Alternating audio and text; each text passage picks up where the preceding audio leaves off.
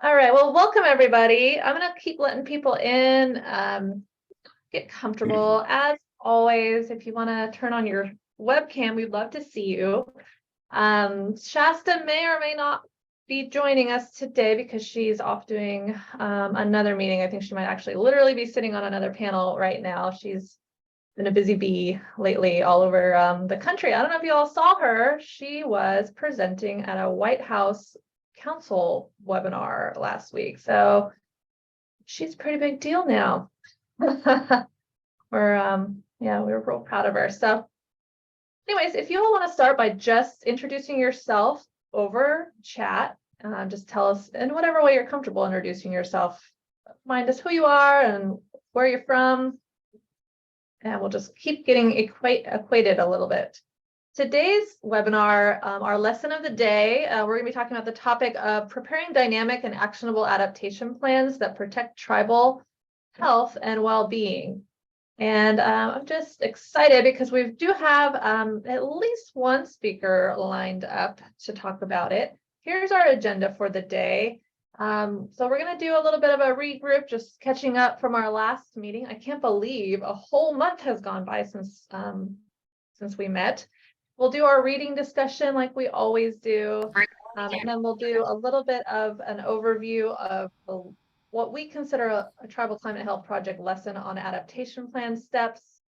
Then we'll break out for a little bit of a meet and greet. That's our little 8-minute thing. We'll break out into triads so that you all can talk to each other for a little while about a short topic. Come back together. We'll do a participant speaker. We actually have Asamu from the state of California going to talk to us today. He's coming from the California Department of Public Health, talking to us about the experiences he's having as a public health employee and practitioner, working specifically with California tribes on their adaptation work. So that will be great. And actually, if anybody else in the meeting today feels compelled as we go through this to share their experience for the entire group, we can carve out a little extra time for one more speaker to tell us about their experience preparing dynamic and actionable adaptation plans that protect tribal health and well-being. So think about it. So we'll have a discussion amongst all of us after the speaker, and then we'll do another breakout where we'll talk through some questions and prompts. You'll have about 20 minutes to talk to each other. And then we'll come back out, report out, and wrap up. So that's what we're in for today. And as usual, these are our series objectives up on the right. So our point is always in this particular training, we're talking to folks that are at least somewhat seasoned in doing tribal adaptation work. I want to help you continue to forge your tribal adaptation efforts by further participating in group and guided discussion, city building support. So a lot of this is around peer exchange and knowledge exchange. So we're just really happy all of you are here to do that for each other. And we are also capturing some of what we're learning in these webinars and putting them into wisdom wells. So you may remember that that's what we've been doing. After each time we break out, we take that input, we reconstruct it and format it back into a wisdom well, something that can be shared with other tribes that aren't as far along maybe as you are and can learn from what you know. All right, so let's dive in. So since our last webinar, we have continued to ask you if you're interested to please sign up on the peer sharing form so that when a topic comes up that you feel like you have some experience and knowledge that would be useful to share with others that are participating, we would love to have you. So each month I'm picking on certain people and harassing them. Maybe you volunteered, maybe you didn't, and just say, hey, would you be willing to speak? So we'd love for you to flag and volunteer for any of that. So go ahead. You can always go into that link. You have this in the emails Shasta has been sending, so you can go to the peer sharing form, or maybe Tina, you can Tina over at Paula can put that link in the chat as well. Also, you also have the links to the Google Drive folder and the resource hub. We keep updating those so that you have access to all the materials, including recordings, worksheets, and other materials from current and previous webinar sessions. There is a worksheet for today, so it did come to you in your email.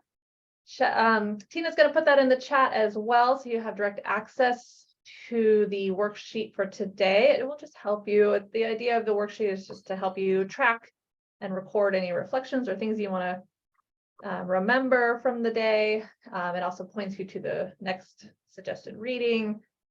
So use it if it's useful. You just make sure that you download it so that it's a fillable PDF. So then the other thing we had asked you to do was to complete a suggested reading.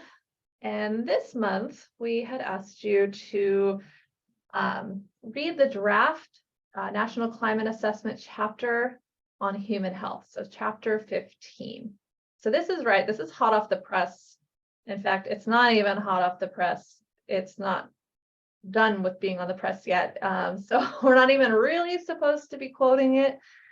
It's just in draft form and the public comment period just ended.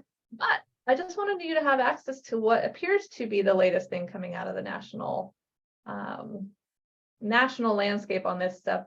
The National Climate Assessment is, theoretically the premier document on climate information. So it comes out every several years. This is going to be the latest version of it. So this one on human health. I think folks have had a chance to look at it. Tina, if you wouldn't mind dropping the link recording to this into the chat. Or I'm sorry, not the recording, the reading link into the chat. That will help folks be able to pull it up quickly. Are you able to do that, Tina? I'm not really monitoring the chat as I speak, but that would be great.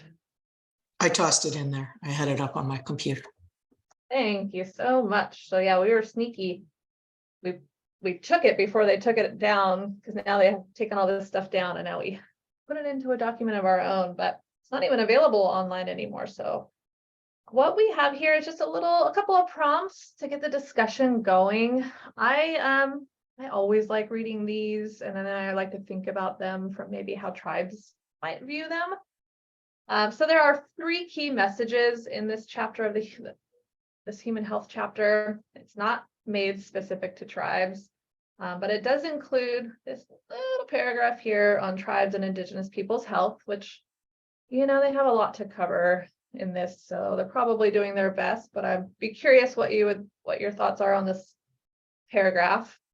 And just generally the key messages, and I pulled out key message 15.2, climate change harms community health, and that harm is exacerbated by systemic racism and discrimination, because it's good, I think, that they're highlighting that. Well, that must resonate at least somewhat. So the 3 prompts that we are asking you to reflect on, if you have any thoughts, are to reflect on the 3 key messages. What do you think? Do you think that those are relevant way to look at health from a tribal perspective? Which one resonates the most, and did anything surprise you in the key messages? 2, have you reviewed these kinds of topics in your vulnerability assessment? So if you kind of scan through this document, there have subheaders that about the various ways to look at human health and the impacts to human health of climate change. So why or why not have you thought about incorporating these topics, or simply just anything else that you're taking away from this resource? And so I'll just leave it open for discussion, and you can raise your hand or throw something in the chat. Yeah, to kind of get us started, Angie, something that I found surprising was that drought was mentioned as being responsible for like the 2nd most climate causing deaths. And in my head, like if I think about like climate related deaths, like maybe hurricanes would cause more deaths, or I don't know, even like tornadoes or freezing cold weather that would, make the roads unsafe to drive on and cause accidents purely, due to that. But it was, drought like worsens the air quality and water quality, and then that resulted, in more adverse health outcomes. And I thought, I don't know, that was something that surprised me and I took away from it. Yeah, it's slow, right? Slow and sneaky. It's not like these big acute disasters that we all think about. Yeah. Thank you, Tina. I think it's also attributed to the long-term effects of drought. Yeah, agreed. Yeah, here's this little paragraph here. I do like how it's talking about worsened mental health as well, the impacts to mental health. It's talking about here specific to rural farmers. It's amazing and not how everything is so interconnected and affects everything. I hadn't really thought about the ticks and their season and their longevity, or the mosquitoes. As soon as I read it, of course, it made sense. And this has just been really enlightening. The whole training is seeing how the different effects are affecting the other things that are affecting our communities. And then I feel very inspired to prioritize those things and see what kind of solutions we can create in our area. So I appreciate the time spent putting this together. Thank you, Kimberly. Yeah, I spend a lot of time actually thinking about the vector-borne disease and the environmental infectious disease. I think this one doesn't, I don't know if you all are LinkedIn friends with me, but I posted something recently. I didn't get it. Some of the neurological and other effects of these infectious diseases, I don't think get as much play as they deserve, and their impacts on mental health and well-being. So I didn't see some of what I wanted to see in here, but I'm glad that some things are mentioned. Lori, go ahead. There was a sentence on page 15, oh no, page 11, line 8, that I was kind of surprised at. It says water insecurity is not fully understood. And then it just kind of drops that and drops a reference and goes on. And I was like, what do you mean it's not fully understood? What are you missing from that understanding? Water's life. So. Yeah, that's a good catch. I like that one. I actually kind of agree with it in a way. I don't know, if it were me reading it, I would be saying, I would be thinking about that the data related to water supply is not as available as we would like. So it's hard to project. That would be easier for me to understand. And I also, in this section, would have liked them to add a piece of that. It's intentional that water insecurity around tribes is not understood. I mean, we didn't want them to have water. Kendra. Yeah, I thought it was interesting around that part around water. I didn't see any mention. It seemed to imply that people that had wells, that their water came from wells, were less water secure than people with piped water. And I would disagree with that. There was no discussion of how a lot of people that have piped water, it comes from surface reservoirs. And as you get wildfire and ash falling in it, and there's other ways of contaminating the water supply. So I mean, sometimes wildfire ash can just shut down the entire reservoir. And I didn't see anything about that, and I thought that was interesting. I see a tendency to place rural people and indigenous people as victims and not as having better systems. And I'd like to see more of that better systems come out and balance it a little bit.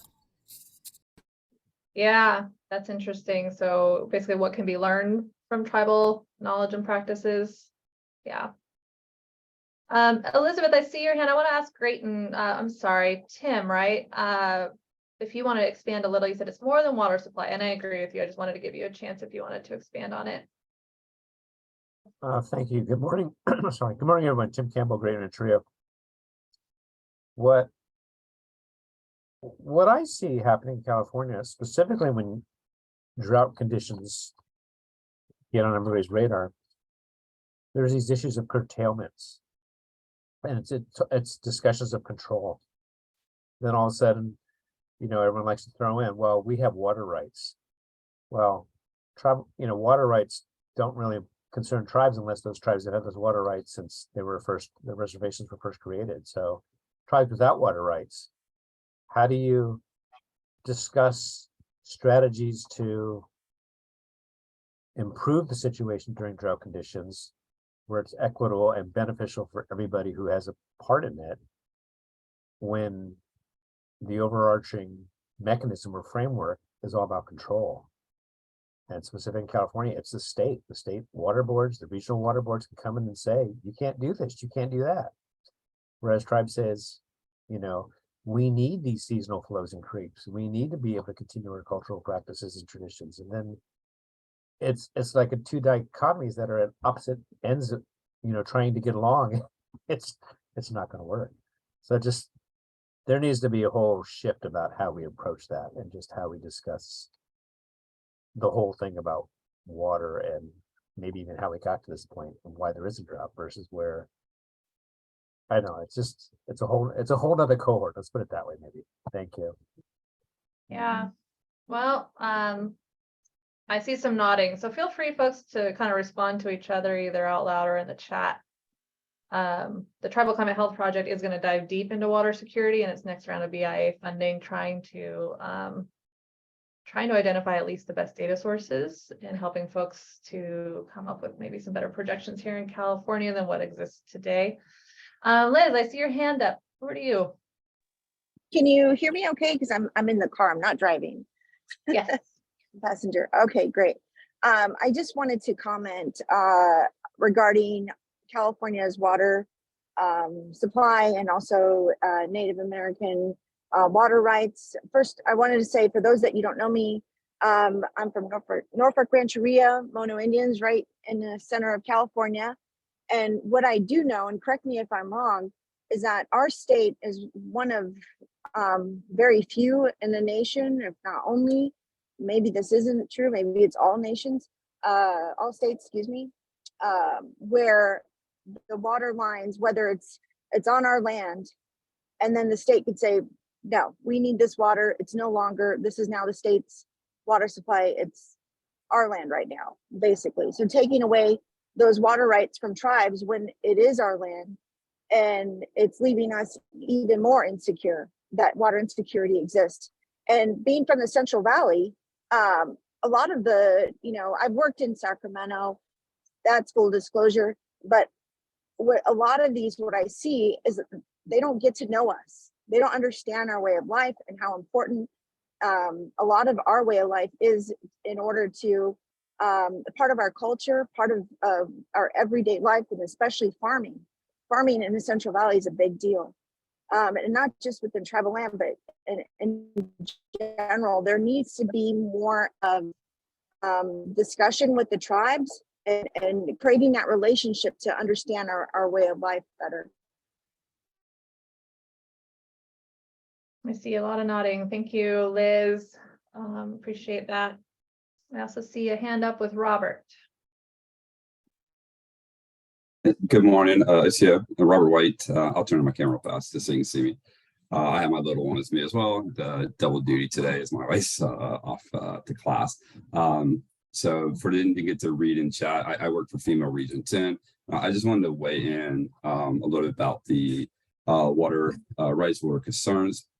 I just came back last night from Portland to a regional interagency committee meeting, steering committee meeting, where we meet with all the state directors from our Region 10, Alaska, Idaho, Oregon, and Washington State. And one of the issues that was brought up was about water and about drought as impacting Oregon. And many are not aware of this because it really doesn't hit the news so much.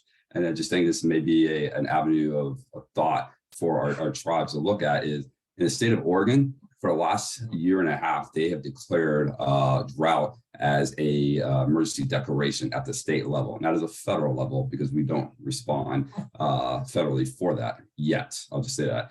So at the state level, they have been trucking in water for a year and a half to communities, predominantly white affluent communities that is receiving water, and they're paying for it. And it's going through the Department of Health, not through the most recent stood up Department of Emergency Management.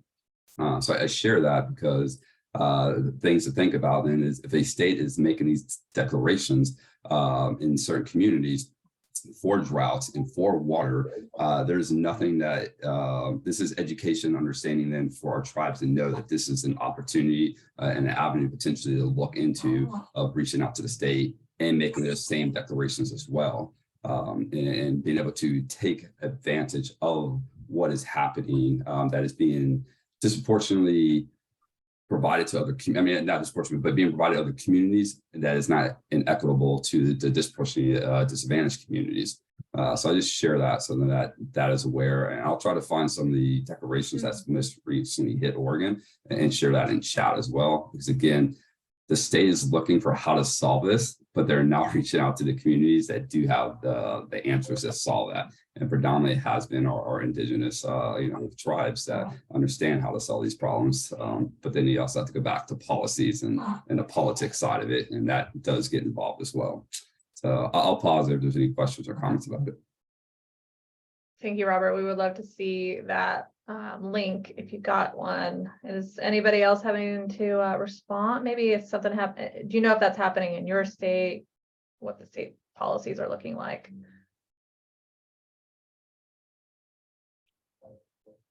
Oh, thank you. He just put a link. Great.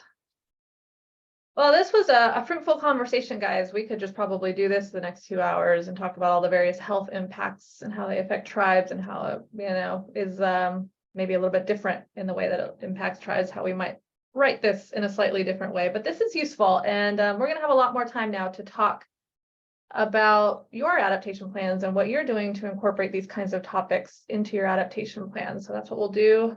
That's what we'll do next. So this next little piece is going to be us just walking through what Tribal Climate Health Project, some of our curriculum. All the point here is to wet the whistle a little bit on this topic and share with you what we know about the steps of adaptation planning and how you might consider incorporating health into it. But you all have most of you have gone through this process. This is really just to get you thinking about how you did it, and we can all share notes and recipes. So, all right, I'll get into this and we'll spend a little bit of time here. Whoops, hang on. I gotta admit a couple of people. Admit all right. Folks that just joined, if you weren't in the waiting room too long. Okay, so the last time we met, our topic was on vulnerability assessments and using all sorts of information, including, the sensitive and traditional cultural information. So now, assuming that you have a vulnerability assessment in place, you've got all the information, but you haven't yet decided how you're going to do anything differently to adapt to the exposures and impacts that you now know are going to be presented by climate change. So, and this is just a little way to look at the health impacts of climate change in your vulnerability assessment as sort of a refresh. So Tribal Climate Health Project talks about exposure, secondary exposures, and then we look at health impacts in 4 different ways. We look at physical health, mental health, socioeconomic health, and cultural and spiritual health. Each of those being presented differently by the secondary exposures and primary exposures. So we look at drought, storms and flooding, temperature, melting ice and sea level rise, and wildfire, and basically the cascading effects from there. So, keeping that in mind, that the adaptation plan typically comes after the vulnerability assessment. Sometimes it's rolled up all into one plan, but oftentimes it's separated into 2. And so this would be the next step, right? You probably at this point have identified your most serious vulnerabilities, and you're going to want to conduct a plan now to decide how to roll out the most effective strategies to reduce vulnerability or reduce the threat and improve community resilience. And so the idea is that an adaptation plan can help you identify hopefully the most viable and needed solutions to mitigate, reduce, or eliminate vulnerability to the problems that you identified in the vulnerability assessment. And so it could also reveal strategies that you've already implemented that are already helping you build resilience. So you can decide to build upon those strengths, or maybe you're going to find gaps where you have these big problems coming and you just hadn't seen them before. Now you're aware of them and you can help address them before the next crisis comes. The hard part about this process, and we'll get into it, I think, when I've done this process with tribes, is just picking the best strategies. There's endless numbers of things that you can do. There's probably thousands of things you can do. And so we always approach this, especially with our, tribes, that we have limited time and resource. There are some things that are going to be more urgent than others. And there's going to be some things that are maybe more viable feasible from a cost perspective. So there's a lot of factors that go into really picking those best strategies and moving forward into something that's actionable. And then just to note here that, you know, tribes, and you all know this, and I'd love to hear your thoughts on it, just that there's certain barriers that are faced by tribes in the implementation of adaptation strategies that can make it harder to implement, things that are largely due to limited funding or geographic barriers, the need to establish cooperation with non-tribal entities, there's policy and legal impediments, and there's just sort of federal obstacles sometimes as well. And so, you know, we just want to make sure that we also, when we walk, every time I walk into this process with a tribe, and I just held a workshop last week with a tribe here in Southern California. It's really important, I think, especially with tribes, to acknowledge how much resilience has already been demonstrated by that community. And we're never starting at ground one. And so while we might have just horrified ourselves by learning about all the vulnerabilities, we can remind ourselves about the thousands of years of persistence and experience adapting to change. And so building upon those strengths and really giving ourselves credit for what has been done has kept the community going. So we talk about 5 key steps when we talk about adaptation, and that's just based on all of our research over the years, looking at all sorts of different models.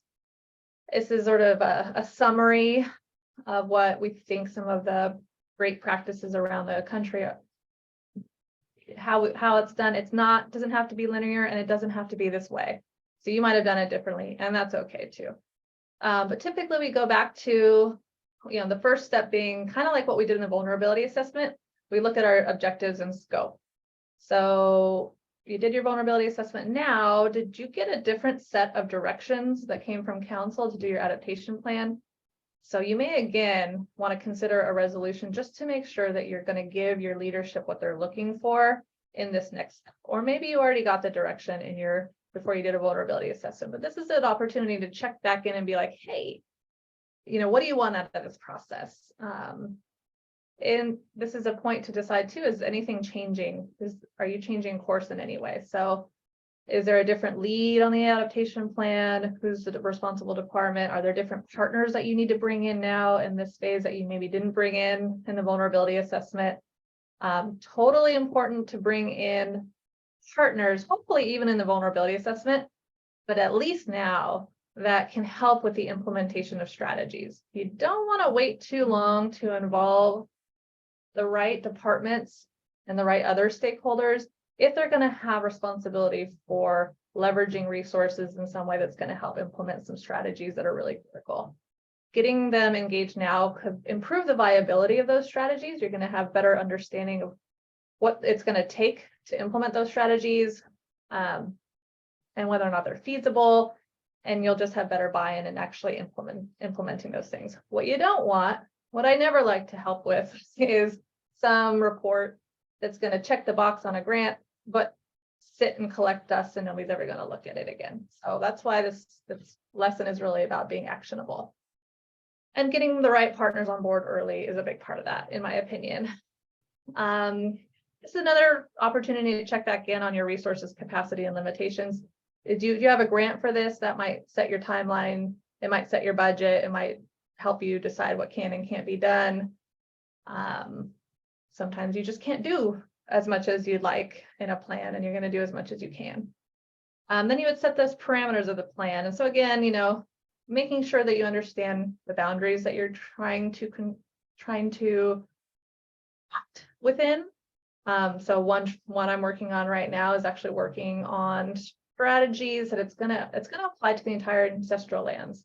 Are you working on strategies that can apply to folks off reservation and across a broad range, geographical range? It's a little tricky to do it, especially if there's discontiguous boundaries. Are you going to look at all the exposures? Or did you just highlight that, hey, one thing is really important in our vulnerability assessment, we're going to do an adaptation plan just for that? People do that. You can do a whole adaptation plan just for drought. You can do a whole adaptation plan for vector-borne disease. You could do a whole adaptation plan just for your key critical economic facilities. you can slice and dice this in a variety of ways. And it might depend on the grant that you got to do it. I like to do, if I can do a comprehensive one, I like to, because there's some economies of scale there. Looking across everything at once can help you determine where to put your investment across all of your options. And then here, you know, one of the things to do up front here is to determine what are your goals in doing an adaptation plan. So oftentimes I've seen this written out. It's useful. It's kind of a guiding process to do up front. And this we've pulled from what we did at Paula. So there's some goals here and a vision statement. And this can just keep you anchored down to what it is you're trying to do. And you'll probably end up putting these goals into your report. So that's step one. And also, as we're going through, feel free to throw questions into the chat. I'm happy to address any of them. Step two is to compile a long list of adaptation strategies. This is kind of my favorite part of the whole process. It's usually brainstorming, but it can feel very overwhelming. So the good news, like I said, is you're probably already on your way. So I really like to prime the pump with communities I work with by asking them about their existing strategies. How have you already tried to solve these problems, and how can we build on that? And then researching additional actions. So say, I don't know, you found out that heat-related illness was going to be a much bigger issue than you ever dreamed. And you haven't the first idea about how to address that. So you might just go and do some research. What have other tribes done? What can you find out by researching other adaptation plans? There's all sorts of tools and things online that can try to help provide some guidance about strategies for all sorts of different kinds of impacts. And then you can just get folks together and brainstorm. And I actually think this is maybe the best. So I like to do a workshop usually at this point and pull together whatever stakeholders I think are most critical and have most knowledge. So, you know, you might have, maybe you have a wildfire expert on hand. You have maybe you're working with a university that's helping to provide some additional analysis. Or maybe you're working with cross tribes, right? There's an intertribal consortium. Maybe you want to bring folks in. Or maybe, you know, you just want to make sure you have your facilities folks and all the key people within your tribe, including, I would say, high level with some authority. We can talk about that, but in my experience, if you don't have some folks of high level authority, these things have a hard time sticking. But yeah, so you want the best advising and guidance that you can get from folks that are within your sort of stakeholder network, including health. And this has always been tricky, I think. You know, maybe you have somebody in your tribe that handles public health, probably not. You might have an IHS clinic nearby. They may or may not be willing to participate in something like this. Getting somebody with some health expertise would be nice. It would be nice if you can get it. So then on the right here is, this is how we at Tribal Climate Health Project have kind of just categorized various types of strategies. So when you're looking across the strategies, we think about them as being in the bucket of policy planning and land use, community engagement and notification, infrastructure improvements, data information and technology, operations and management, and cross-agency collaboration. So that's just how we categorize them. It helps to think about that because there might be some stuff in these different buckets that it helps you think through your options a little bit. Now, one thing I wanted to show you here briefly is the Tribal Climate Health Project also has our easy tool. So sorry, scary, small type spreadsheet. But this is the exposures, impacts, and strategies inventory tool. This is the tab specific to adaptation strategies. I'm just showing it to you in case you ever want to take a look at it. It is free and downloadable. It has, I don't know how many we have now, over 150 strategies in here. They're coded by what exposure, secondary exposure, or impact type it would be useful to support or to, you know, to mitigate impacts from, and then what types. So those types I just talked about, what adaptation strategy type, And so, you can go and if rather than just perusing Google, you could go in here and see if any of these strategies actually seem valuable to you. It's one place to start, so you don't have to start from scratch. And you could say, okay, well, we know drought is a big problem. You could actually filter by drought and look at all the things that might be supportive for drought. Or you can say, I want to look at everything I can do with community engagement and notification. You can filter for that and you can see all those strategies. So it's a place to look. And we'll come back to this because there's more here that's helpful and supportive in the planning process. So, as you're looking for strategies that are health related, there's all sorts of places to look, including examples from other tribes. And so I really want to focus. The main point I have here is just that protecting health is often a job for many others beyond medical professionals, right? So it's not like you need a doctor sitting on your team. There are plenty of roles that a medical professional can play. It's usually in the middle of a crisis for treatment, right? But what an adaptation plan is attempting to do is to get ahead of that with ways to actually prevent the health problems from occurring or to mitigate those adverse health impacts. So that might look like in New Mexico here, hoop houses, greenhouses, and solar power to protect food crops. Or in Alaska, they conduct education to protect residents, to help residents avoid food and water safety risks. Or at Chickasaw to create an updated drought contingency plan. Or the Karuk to collaborate with federal agencies on forest management plans, including traditional wildfire techniques. So there's all sorts of ways to get up in front of health impacts, and they don't always look health. They might look like infrastructure. They might look like community engagement. And just an encouragement to look across your traditional health and healing strategies, and those can be incorporated here. You'd be the best, your community, your elders, or perhaps you have somebody who's responsible for healing would be the best to go to incorporate those strategies into your adaptation plan. There's just a note to say, don't leave those out. And so there's just some examples here. I'm sure this is not a complete list. And an example here from the San Diego American Indian Health Center, they just incorporated something called elder circles. And they meet weekly and it's open to individuals of all ages. And it's just an opportunity to get together. So this was sort of an attempt to try to improve, I think, mental health and well-being for the community and improve community cohesion and prevent folks from feeling super isolated. But circles seem to be something that's traditionally used a lot. So that's just one example. Ceremonies and practices and medicine wheels. There's all sorts of things you can incorporate here. So just a reflection for you, just thinking about how you might build upon your tribe's traditional or traditions in your adaptation plan.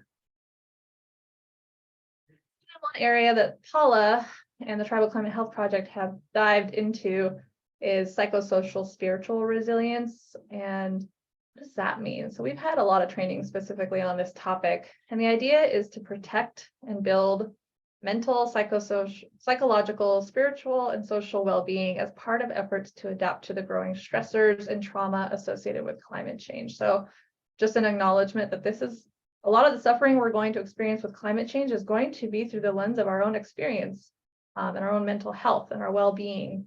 And the idea here is to get in front, like knowing this, you can get in front of it and you might be able to minimize the need for formal mental health treatment.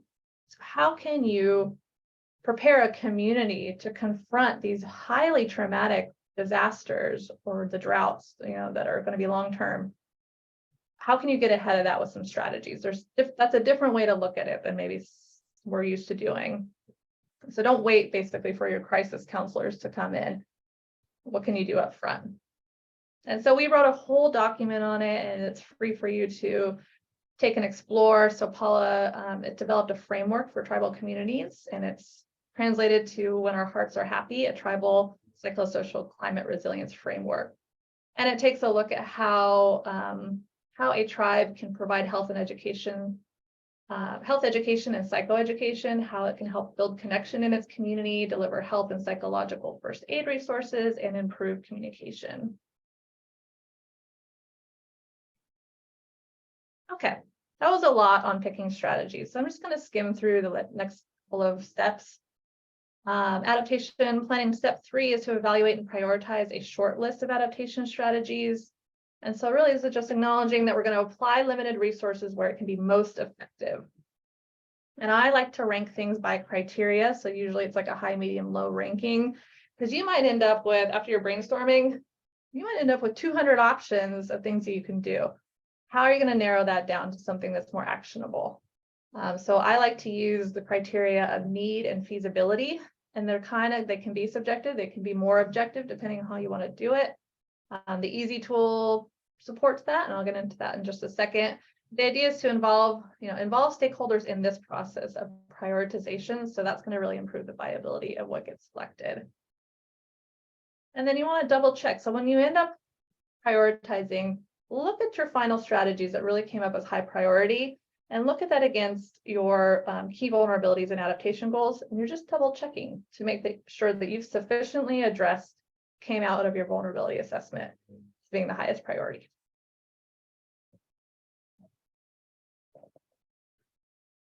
Four is to organize selected strategies into an action plan. Not everybody talks about this, but some adaptation plans will just be a big document full of strategies, right? They're just describing strategies. And then it's like, good luck. When I do this, I like to outline how the community is going to roll out the implementation of these strategies. So it's like a little bit of a dip into implementation almost, or just getting you ready, where like you've already thought through for each strategy, who's responsible, which department's responsible, what's the time frame, what's the existing status of it? Is it something that's already begun? And if not, when's it going to be done? And what partners or resources can be leveraged, like funding sources. So here again is the easy tool. This is one way we do it. So you can rank need and feasibility this way. All you would do is for the whatever strategies you ended up selecting, you could rank them high, medium, and low for need and feasibility. You can think about the time frame. This is by year. So we want to have this maybe started in year 2, completed in year 5, done by this responsible department. So maybe our facilities department is going to do this. It's going to involve the environmental department. And it's going to include FEMA, I don't know, with an estimated budget of this, and we have a grant for it. It's just helping you think it a little further along so that when whoever gets handed this thing to implement it has a little bit more of a roadmap. And then finally, synthesize and present the results in an adaptation plan. So this is typically in the form of a report. It's going to include all your strategies. I like to include a matrix, which is the adaptation plan itself, like the action plan, to make it really clear who's responsible for what and what the timeline is. We have a document that we produced for Paula, and they've been generous enough to make it available. It's a Word document. It's downloadable. It's their adaptation plan, and you can take it and customize it. That's what it's built for. So just take whatever you need out of it and use it however you like. There's others that have done more like a video version. So there's all sorts of magic and ways that you can do this. So that's what we know. Let's talk about what you know. Now's a good time to break out into our triads. And so Tina, I'm hoping you can help me with that. Tina's going to break us out into triads. This is just an opportunity for everybody here on the call to introduce yourself to 2 other attendees, or you may be in one group that only gets 1 other attendee. We'll see. Briefly share 1 success or lesson from your work incorporating health and well-being into tribal adaptation plans. So it's not a huge amount of time, but just share a little bit with each other. So we're going to give that 8 minutes, and then we will be back for our speaker.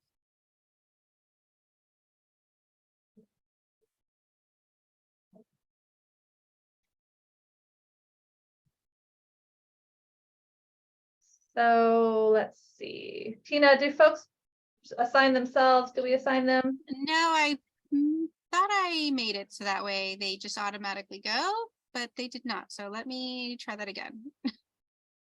Okay. Breakout. Sorry, guys. We don't have Shasta. Who knows what she's doing here? She is always our breakout person. It's true. Okay. How do I? I could just assign people. Do you want me to do it? Sure. All right. Sorry about that. All right. You're gonna get assigned to a room, everybody. All right. Hi, everybody. Well, Sorry, those weren't Lori. necessary. Did everybody get cut off in the best part? I'm sorry. Well, that was more like 10 minutes, which we did because it wasn't exactly triads. So apologize for that. It probably wasn't enough time for the size of the group. Let's go back to sharing my screen. We're going to have more time together, though, after our speaker, talk in more detail, but I hope that was fruitful. Let's go ahead and go into our speaker. So I'm really pleased to introduce Osama Saka. He is from the California Department of Health. And we really wanted to have somebody who's coming at this from a health perspective to share a little bit about their experience. And what's great about him is that his role with the California Department of Public Health is specific to liaising with and supporting tribes throughout California. So he's got some good experience in doing like the early stages of that work. So thank you so much for being willing to speak with us today. Take it away, and then we'll have some time for Q&A. Great, thank you, Angie. And I know, we were really interested in hearing from folks within tribes. And so I will try to just share some of my experiences supporting that work within tribes and in this government to government role that I'm in. But definitely just, wave your hand at me if you want to switch over to more discussion. I'm really excited to hear from everybody else. But just to reintroduce myself, my name is Osamu. I use he, him pronouns, and I am not native, but I did grow up on the Navajo Nation in Chinle, Arizona, and Flagstaff, Arizona. And my parents have been both in the Indian Health Service for many years. So it's definitely something that I grew up thinking about and trying to understand, how is climate change affecting our native lands. And I think, during this longest running drought in the Southwest, it was very clear, how it was increasing wildfires in our area and, really making life hard. And so I think it's been really amazing to come to California and work in this role over the last year and a half and get to make friends with folks at various tribes. So I am in the Office of Health Equity, which is a smaller office within the huge Human Health and Human Services Agency. So our team within OHE, we call it, our priority is embedding health and equity into climate change programs and policies, and then also taking climate change concerns and making sure that that's reflected in our different health programs. And so we're really focused on implementation to improve the living conditions for communities and tribes facing inequities. Sorry, I'm hearing some noise from someone who's unmuted. But I am able to provide this technical assistance, as Angie said, to tribes with planning, with an emphasis on preventing or reducing the human health impacts of climate change. We take a pretty broad view of what adaptation means to also include, increasing the energy resilience of tribes, or maybe mitigating, reducing the number of emissions that different tribes are contributing to climate change. So, this very broad view of what it means to prevent or reduce climate impacts. We have a number of different tools like the Healthy Places Index that can speed up the process of identifying what climate impacts are most concerning in your area based on different projections. And we'd encourage you to combine those with your local knowledge. And if it's helpful, follow the steps of the California Building Resilience Against Climate Effects, or CalBRACE process, which is a process that the Paula Band used, where they said they drew some inspiration from in their adaptation plan. So I'll just add that toolkit link into the chat and then switch to sharing a little bit about my experiences with trying to support tribes and using these resources. So unfortunately, our team does not have a dedicated program or funding source to support tribes working with me, although I have tried to direct tribes to the multitude of different state and federal funding options outside of the Department of Public Health. So I'll share a little bit about some of the challenges that we've had over the last 18 months of me being in this role. And then some of the ways that I've tried to adjust how I'm providing technical assistance to tribes that are trying to do adaptation planning. So I was working with 2 tribes last year that are still in the process of creating vulnerability assessments, which is kind of the first step in that CalBrace process. And they have basically signaled to me that they don't have enough capacity at this point in time to continue on with the adaptation planning effort, or at least not for the immediate future. And I think that was really disheartening to hear and realize, but I'm trying to learn from that experience of working with those tribes to adapt how, no pun intended, adapt how I try to help. And specifically, I'm now focused on trying to add capacity or find capacity in tribes to get more people on board with these kinds of planning efforts when there's some will to do them, targeting specific funding sources from the onset of the planning process, and trying to opportunistically stick climate adaptation into other things that tribes want or need to do. And I think that is pretty exemplified by recent success around trying to help the Tule River tribe update their tribal hazard mitigation plan. What I encouraged them to do was to work with their housing authority, work with their health center, and also to tap different department leads to join this process of updating the hazard mitigation plan, which can just be kind of a more rote process. But what we're doing is giving them a little bit of money and a lot of support to focus on climate-related hazards. So wildfire, air quality hazards, flooding, and also human health impacts. So what populations are vulnerable because they have asthma or COPD already, as well as adapting their tribal housing stock. So basically taking this hazard mitigation plan and really trying to make it more robustly reflect climate change and human health. And that is something that you can do. You can take your other plans and instead of doing a separate adaptation plan, actually try to work in adaptation strategies and considerations into your other plans that you were planning to do already. So I think that, like I said, tapping these different departmental leads has been really helpful in bringing a more comprehensive set of knowledge about vulnerable populations, resources the tribe has access to, and actions that might be helpful to pursue.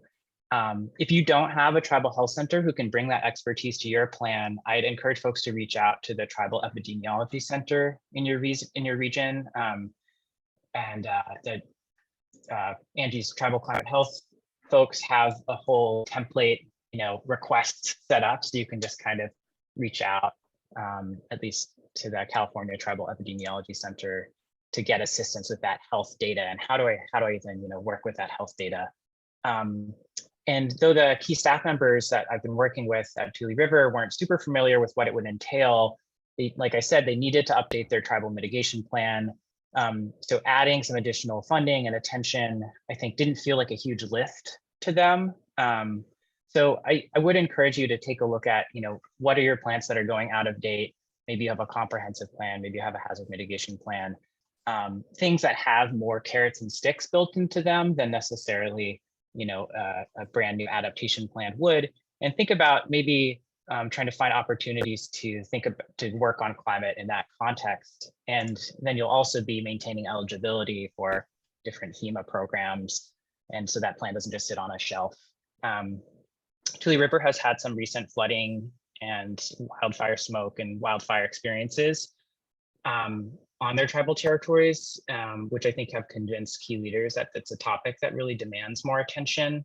And that's also highlighted some of the gaps ranging from, their emergency preparedness planning, the response alert systems, needing clean air spaces, and also needing to know more about the shape of their tribal housing is in. So, which units have air conditioners or swamp coolers, so that they can actually we know those populations living in those houses are better prepared for extreme heat events. Yeah, and then I'll stop there. I just wanted to share a little bit about, before I came to the state agency,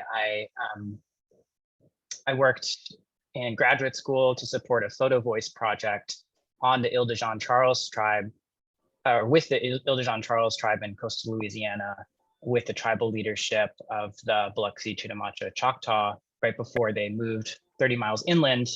And the whole point of the project was to try to capture environmental change in their, island home through their own eyes, but also, what they found special about this place, as they were planning to move away. And I know we were talking a little bit last session about resettlement as perhaps the most, dramatic form of climate adaptation. But I really thought that engaging youth and elders using art in this process of this that can feel, very technical, very planning intensive, made it feel a lot more powerful. And I think just, created kind of an accessible engagement forum for folks to feel like they had a voice in this process. And, there's a lot more to say about how that whole process went down and the struggles that tribe had with their state of Louisiana not being politically or not being federally recognized. But I think overall, I'd encourage you to just, think about different ways that you can engage folks in your adaptation planning process using, non-traditional tools like photography or, surveys. I think Angie provides a survey template that you can use to just really, reach out to other tribal members outside of tribal government and hear what they think the main vulnerabilities are and what kind of actions that they think you should pursue. So I'll just stop there. Yeah, thank you. And I'll put my email in the chat in case anybody wants to reach out. Like I said, we have a lot of resources and I have some capacity to support California area tribes right now if anyone needs an extra boost for their adaptation planning initiatives. Thank you so much. I always love to hear from folks that are in a traditional public health role. And I think I froze up, didn't I? That's okay. I seem very engaged in the conversation. To hear from folks, I haven't seen any questions come in the chat yet. Oh, can folks hear me? Give me a thumbs up. Okay, sorry about that. Things were loading. Anyways, we are going to go out to Q&A. So if anybody has questions for Osama, we would love to hear them. I could start with a question or two while you all are thinking, just generally, because I like to hear from public health folks so much. They're not always included in these processes. And what do you think, what changes when you start to include a public health perspective in an adaptation plan? Osama, what do you think? What wouldn't be there sometimes in your experience if it wasn't for somebody who's coming at it from a public health perspective? I think, in my opinion, there's a real focus in government and especially in kind of these environmental spaces on the physical assets and infrastructure. And when we think about, fires and flooding and things like that, it's really easy to go. I think FEMA and other agencies really encourage you to just think about, the built environment and not the actual people living in it. Even though to me, the real, the outcome that is most important is, are we protecting the health of our people? And I think that is what, it's something for many tribes, I think that comes naturally when we think about how inextricably interlinked human health and environmental health are, that we wouldn't see a separation there. But I think it's, in the ways that federal funding is allocated, a lot of the time, it's very easy to just focus on infrastructure, for example, and not think about, who's actually living in our tribal housing, and do they have these pre-existing health conditions that might make them more vulnerable to wildfire smoke? Who is actually trying to recover from wildfire displacement, and how is that destruction of tribal housing and tribal health centers, which we've seen in some recent wildfires in California, actually contributing to the broader homelessness challenges that we have in California, and the lack of affordable housing that we have.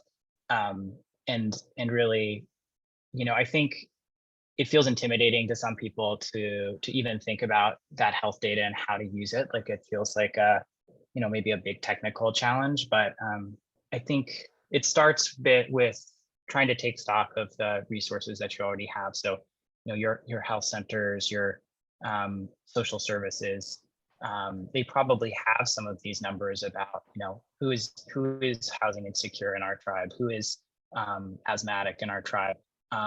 And starting with that, and then, you can actually compare that to some of the non-tribal populations to see, like, is this a disproportionate rate? And maybe there's some funding available to start to address that. So is that helpful? Yeah, it is, in doing this work for the years that I've been doing it. And then I usually look at an adaptation plan or some kind of climate report. And if it's only getting to the point where we're talking about infrastructure, I think, oh, they haven't gone far enough, right? Like, why do we care about the infrastructure is the question I'm always asking. And that's when I talk to a community, that's what they want to talk about. Nobody cares about a road for the sake of a road. They care about a road because it takes you to the hospital and to your job and to your kid's school. And it has runoff that's going to destroy your lake, and that lake has a gathering purpose. There's a function of it all. So I feel like that's been my epiphany in this work, is at some point it all points back to health and well-being. And sometimes we just don't play it out whole way. Well, I would love if anybody else, actually, Tim, you have a good point here, and I would love it if you would share it out loud and maybe expand on it a little bit. Sure. This just comes off of experiences of responding to COVID over the last 3 years. I think if anyone wants a clearer example of how public health needs to get integrated pretty quick into the travel world, was the response to COVID. And there have been bumps along the way, but I think it's been a great opportunity to really bring in that voice of public health. Public health has always been there in tribal communities, whether through their own wellness activities, programs, or relationships through their local tribal or urban Indian clinics. But I think COVID has just brought home the realization that it really needs to be integrated, because now tribes have to think about the effects of plans, future projects, future decisions.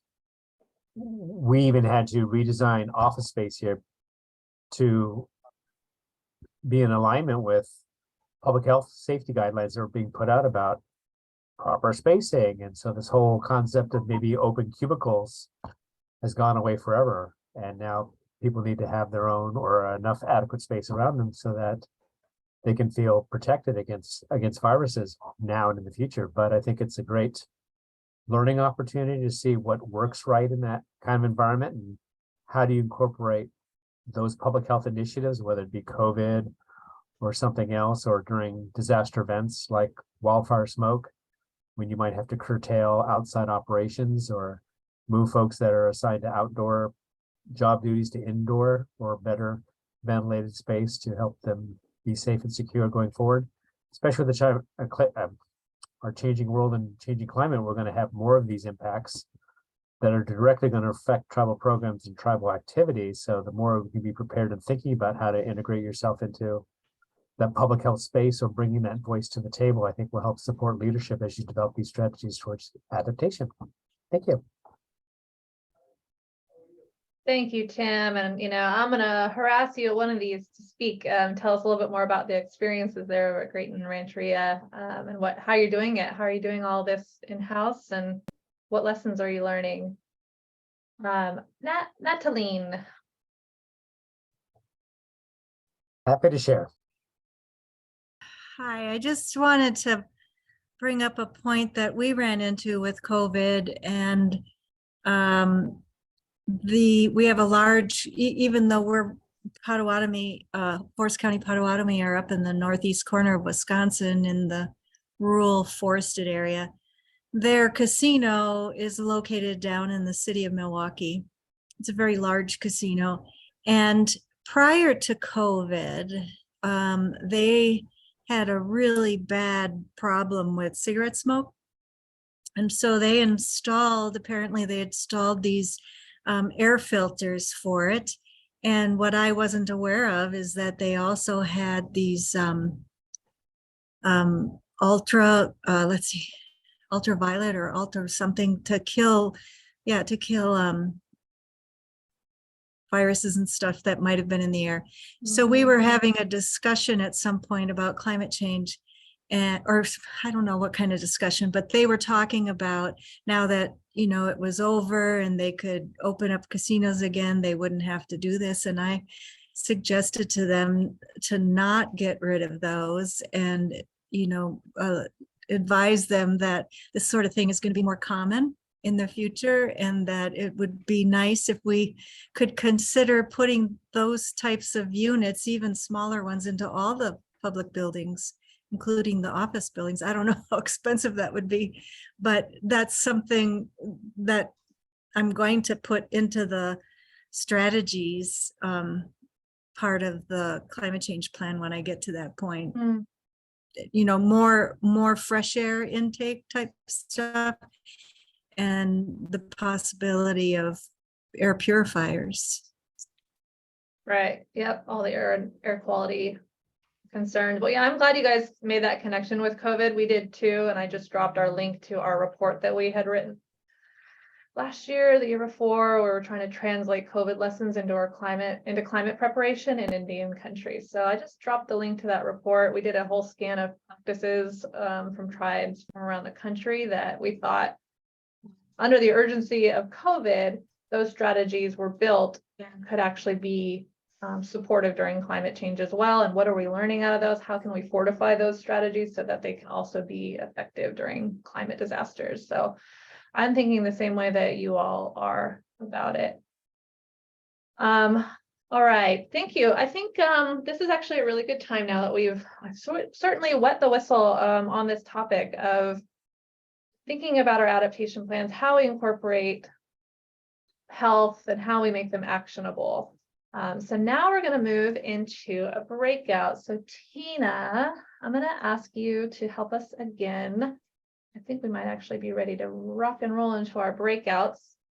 Here's what we're going to do for the next 20 minutes. We're going to have you all in a breakout, and I have some prompts for you, and I'll throw the prompts in the chat as well, so you have access to them.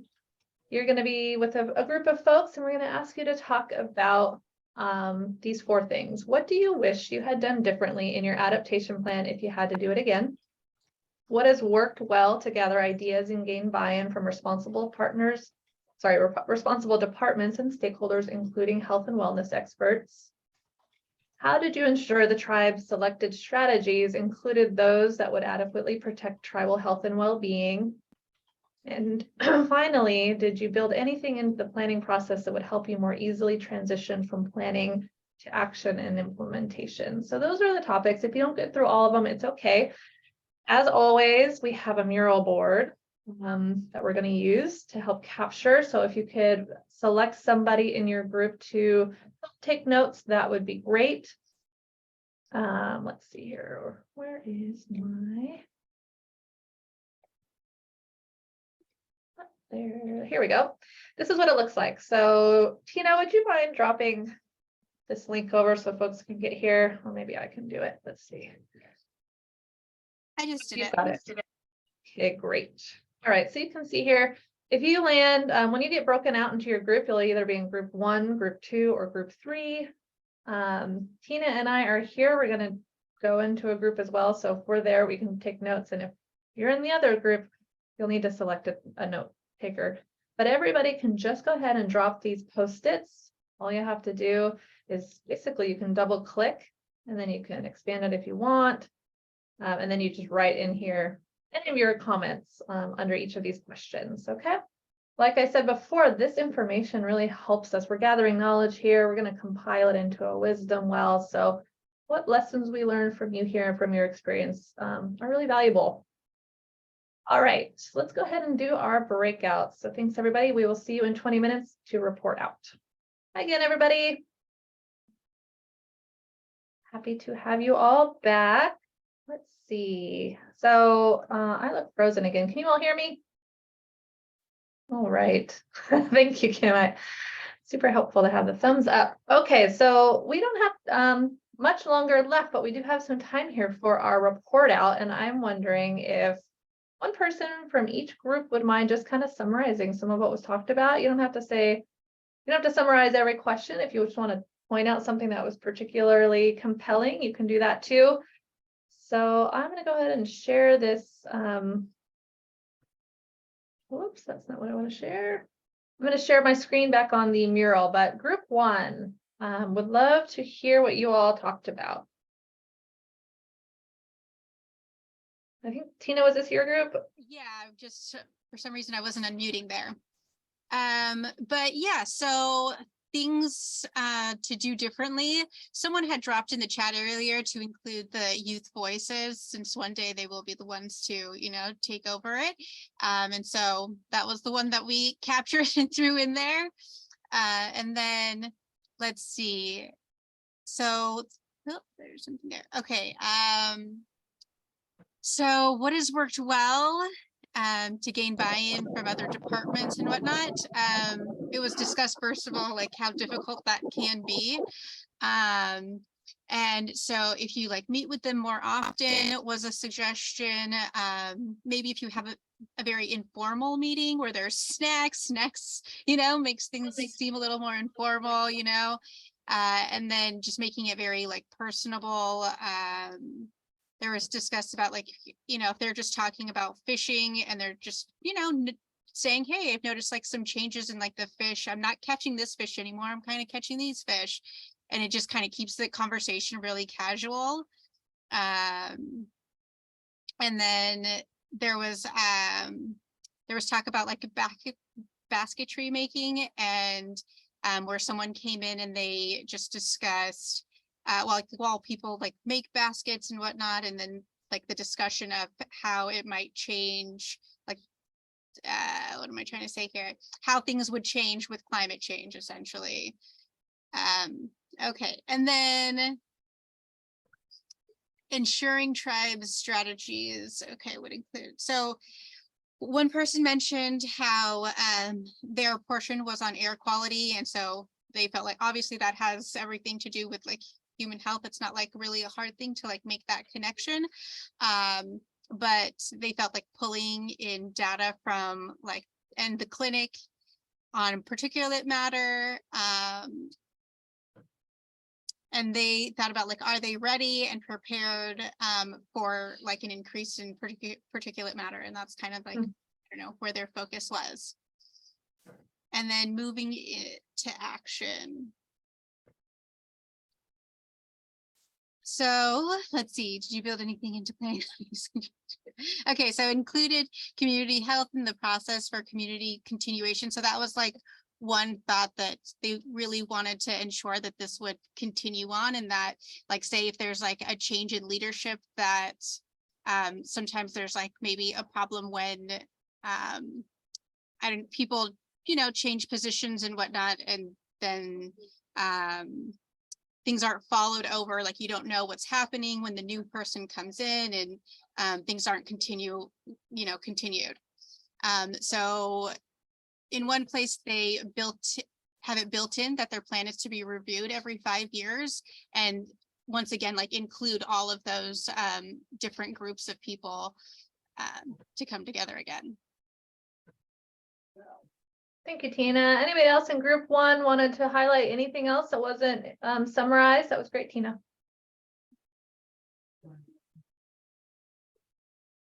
Thank you.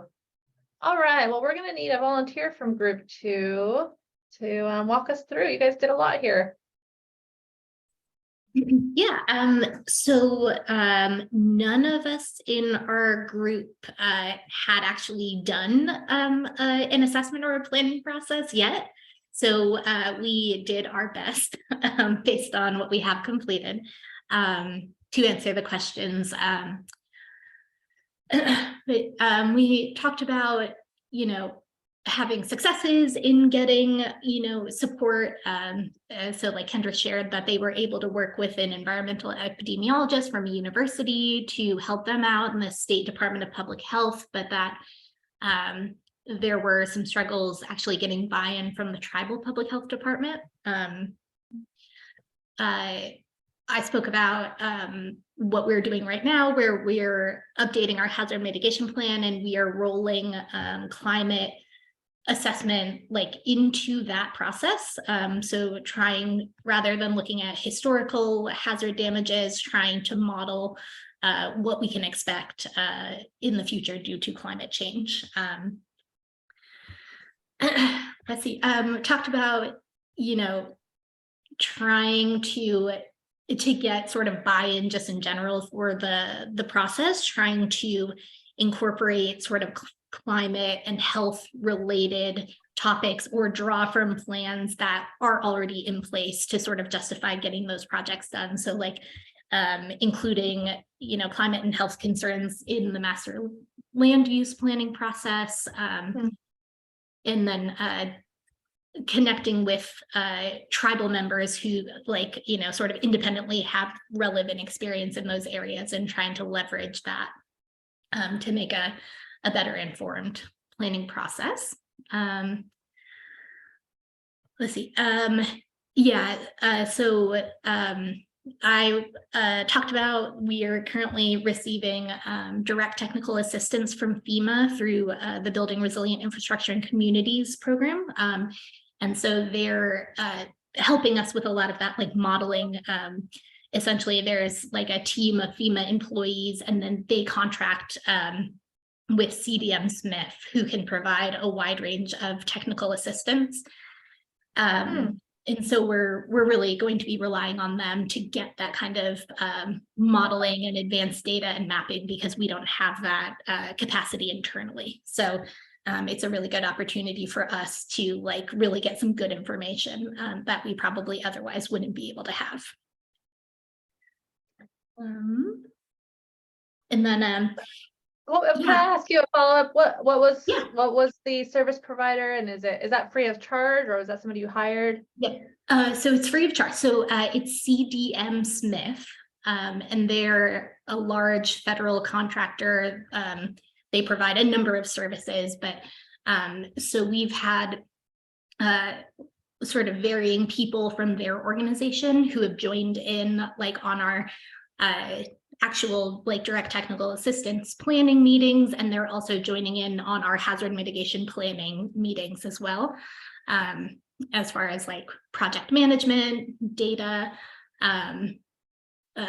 engineering and things like that. They can help with project scoping as well. So they can't help you actually write the application, but they can get all of that engineering and design work done for you so that you have a shovel-ready project. Wow, okay. Yeah, and it's completely free. So it's it's through the BRIC program. It's called Non-Financial Direct Technical Assistance. And they said it just started last year. And so this is the first time they're helping with a hazard mitigation plan. And so, we're sort of figuring it out together of what resources there are and what they can and can't do for us. So, it's a great opportunity. Go ahead, Kim. Kimberly has a question. Do you have to be federally recognized to access those services? Most likely, because there's FEMA funding. Thank you. I guess, yeah. Hey, Sammy, would you mind, when you have a chance, just dropping the link under resources here to that resource? However folks can learn more about it. That'd be awesome. Thank you. Yeah, for sure.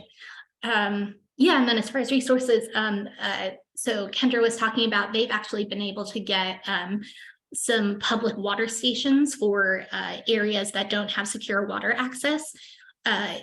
some with state funding and some with federal funding, and they actually got that funding through their senator. So it was like a legislative appropriation rather than like a regular grant. So yeah. Oh, and I suggested the Climate Science Alliance Tribal Working Group as a resource as well. Well, thank you. I don't know if you guys saw in the chat, I threw our directory of technical assistance providers earlier in the meeting. So anything that you know of that I should add to that list would be super helpful. And so thanks for all these resources. Thank you. Anybody else from group 2? Anything other compelling thing you want to make sure gets said? You guys were productive.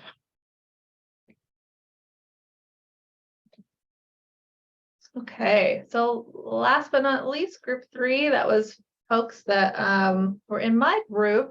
Does anybody want to take the lead on trying to summarize what we talked about?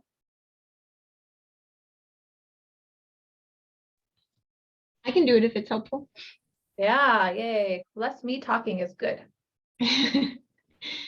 Okay, yeah, I felt like our group had a pretty good mix of like beginners, intermediate, and people with a lot of experience. So that was good for the answers. I think we got a good variety. So just starting off, like what could we have done differently? Some things that we were hearing was simplifying and making the process more actionable, more visual, more bulleted. I think that's really helpful when you're coordinating with remote or rural communities. So simplifying it because they're already like their resources are already pretty stretched thin. So not asking too much when we were starting the planning process. I also think it's really important, we were saying, to decide in the adaptation plan, like what it's going to take, staffing, who's going to pay for it, what's that process going to look like from start to finish. And then that like leads into down the road as well. We talked about in the plan, like mapping out your pathway to support the actual implementation of those projects. So beyond the planning, like where do you take it? Because I think a lot of people, a lot of tribes, I know our organization, we have the plans made, but we're a little bit stuck on where do we go from here and where's the funding? So kind of trying to identify that really early on, I think can be very valuable.